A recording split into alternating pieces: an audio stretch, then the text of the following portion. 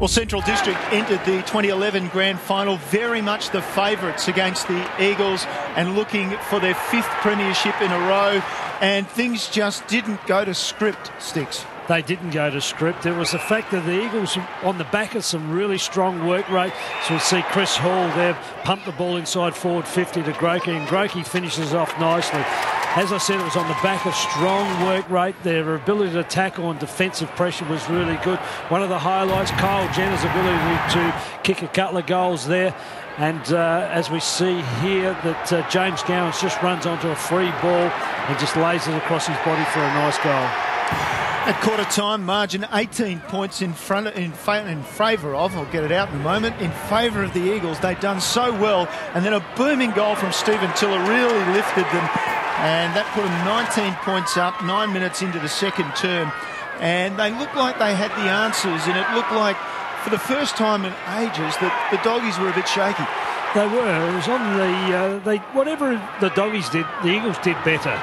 They tackled better, they inside forward 50 better. They really were strong and aggressive with Luke Power around the contest all day. Their rucks were on top with Parry and also Jared Redden, who had a breakout game. Great vision here from Hall to get it across to Remington, and Remington strolls in for an easy goal. And in fact, they were 32 points clear going into time on in the third term.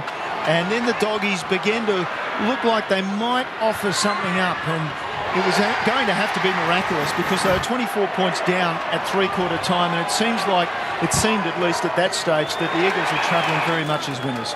Well, they do offer up. Every time you come and watch this football club play, they offer up because they're proud of their history and what they've achieved, and they don't want to let anybody in to have a look at the cup, and you knew they were going to come. Havelberg got himself up and about and kicked a couple of goals there in that, I think it was the third or the fourth quarter, but he started to really get motoring. But the Eagles just steady. They just steadied when they needed. Tumpus's nice hands to Goldsworthy, and Goldsworthy a beautiful goal. And with that, they were 17 points up, 11 minutes into the last quarter. Again, the Doggies did come, but somehow the Eagles survived. And following on from a 2006 victory over the Bulldogs in a grand final, they become the first club to beat the Bulldogs twice in a grand final. But boy, it was a classic, just by 3 points. And yet they led all day. They were never headed. Never headed at all. And as I said before, you knew the Bulldogs were going to come at them and come at them strong. But the Eagles just held their nerve when they needed to.